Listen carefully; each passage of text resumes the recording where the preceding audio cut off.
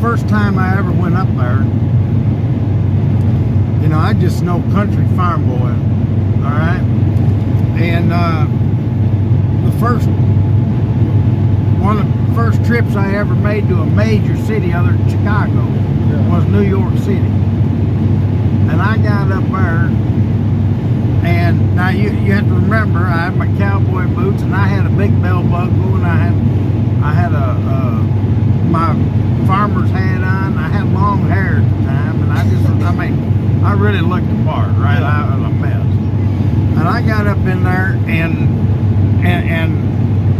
I was walking around waiting to get my truck worked out or unloaded, and I went in this store, and I was looking around, and this lady says, "Can I help you?" And I said, "No, ma'am, not really." I said, "But I just got to say, I have never seen so much hair in all one place. It wasn't attached to nothing. It was a wig store."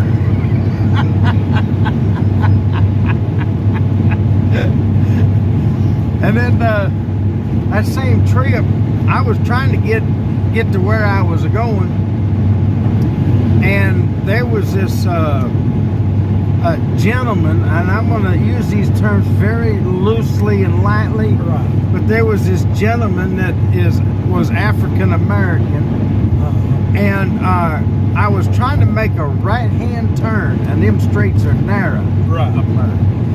And as I got ready to make that turn, he pulled up right on the corner and parked right there, and I couldn't turn.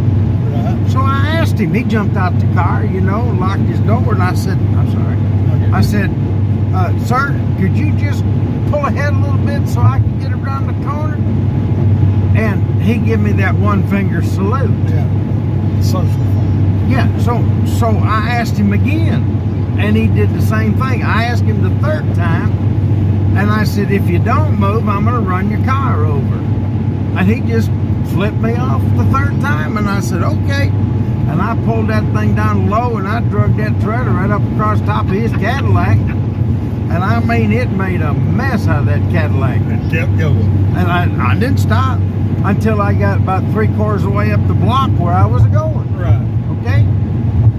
Well, right next to where I was parked at was the police department. Yeah.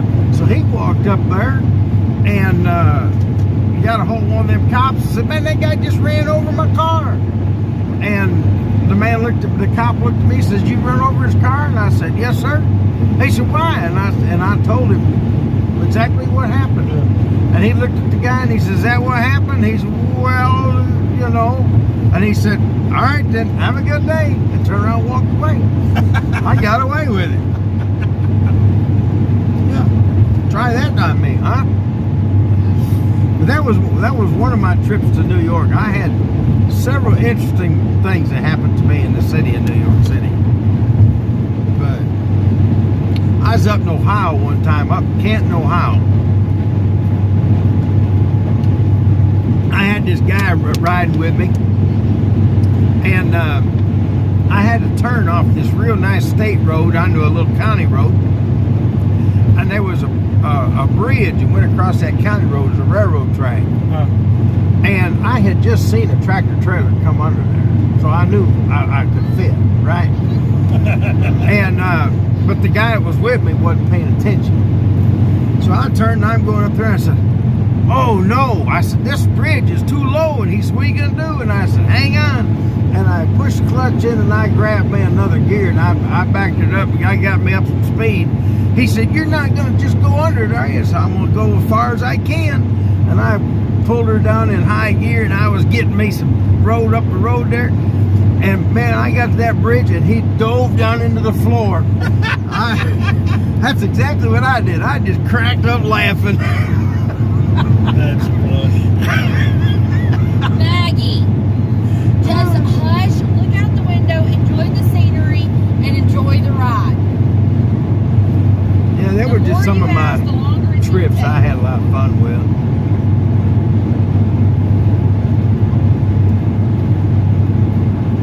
I was telling one of your boys yesterday, I'd made a trip down to Orlando with a busload of folks. I think it was telling Aaron. Yeah. Yeah, and we was in a hotel in Orlando, and I took the I think it was a Church of God of Prophecy or something like that. Ladies and children. It was African American. I was the only white man on the bus. Church of God in Christ, probably. Yeah, it was Church of God in Christ. Yeah, Yep. I was the only white person, period, on the bus. Anyway, so and I had a co-driver with me, and he was black, but we got down there, and I had been on 3 trips. That was my 3rd trip, back to back to back. All I was doing was changing buses, which was totally illegal, but I did it. I had to do it. So I got down there. I was dog tired. I mean, dog tired. And I got up into my room. I don't remember what floor we was on. I think it was 2nd or 3rd floor. I think it was the 3rd floor. I told you 2nd, but I think it was the 3rd floor. And all of a sudden, when I got in the room, I fell down in a chair. And I mean, I was out. I fell asleep just like that. We weren't there very long, and all of a sudden I heard and the flashing lights going off, you know. Well, that was fire. So I wake up and I'm thinking, what's going on? And I wander out in the hall, and I get in the elevator, me and this other guy, and I said, I don't think we're supposed to ride the elevator. And he said, well, I ain't going down the stairs. And I said, me neither. So we went down the elevator. When we got down to the lobby, there was water pouring out everywhere. Coming everywhere.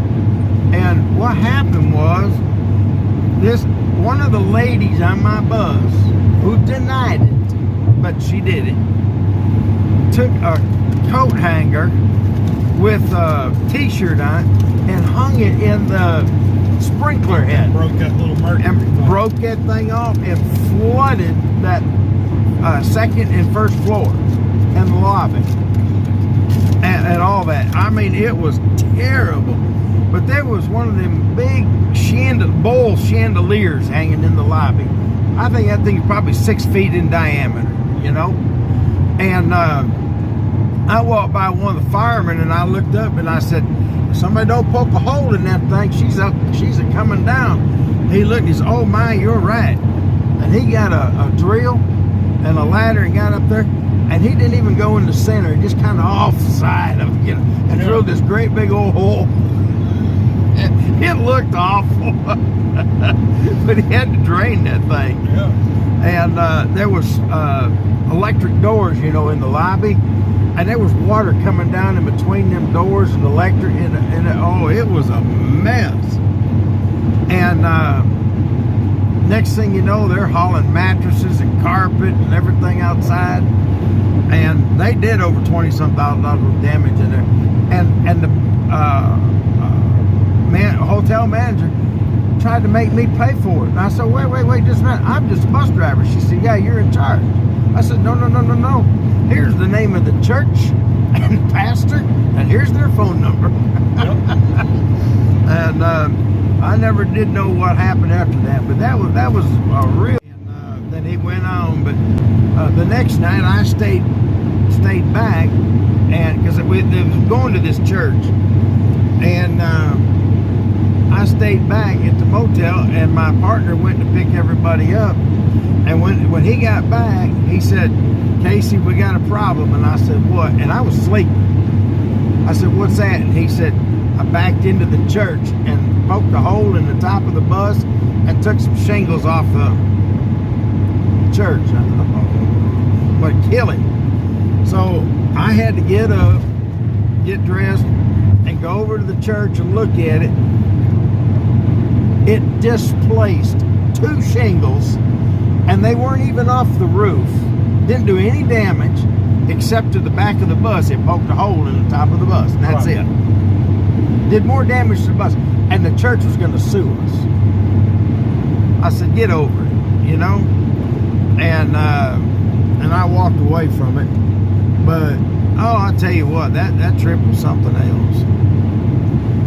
But I've had a lot of fun in my travels. Singing and preaching There's an old station wagon for the sleeper dude.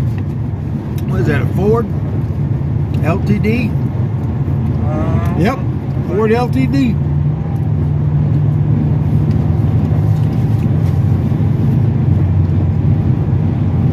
Dennis Swanberg said that was Ford LTD's a good preacher car.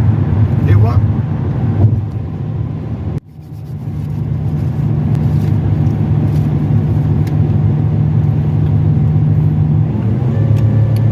Too sweet for me. Good though. Oh, they're good.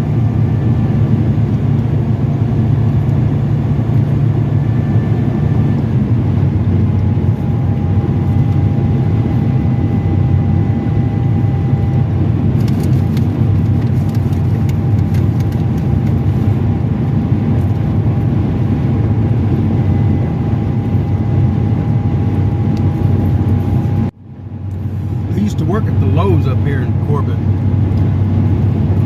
I come up here to get unloaded, and they'd be short-handed. So I'd jump on the forklift and I'd help the people out in the, in the lumber yard. And then I said, when you get up to the gate, just have them check your ticket. He said, okay. They didn't know if I worked there or not. Right. Of course, they appreciated me helping them, because that was as soon as they got to me to get me out of there. Oh, a bunch of deer up there on that hill.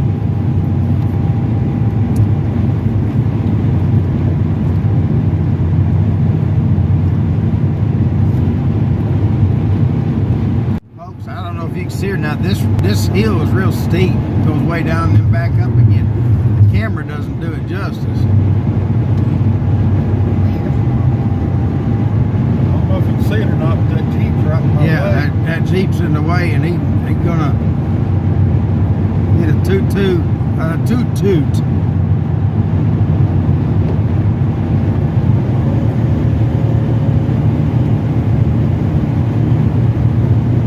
That's a beautiful rock structure.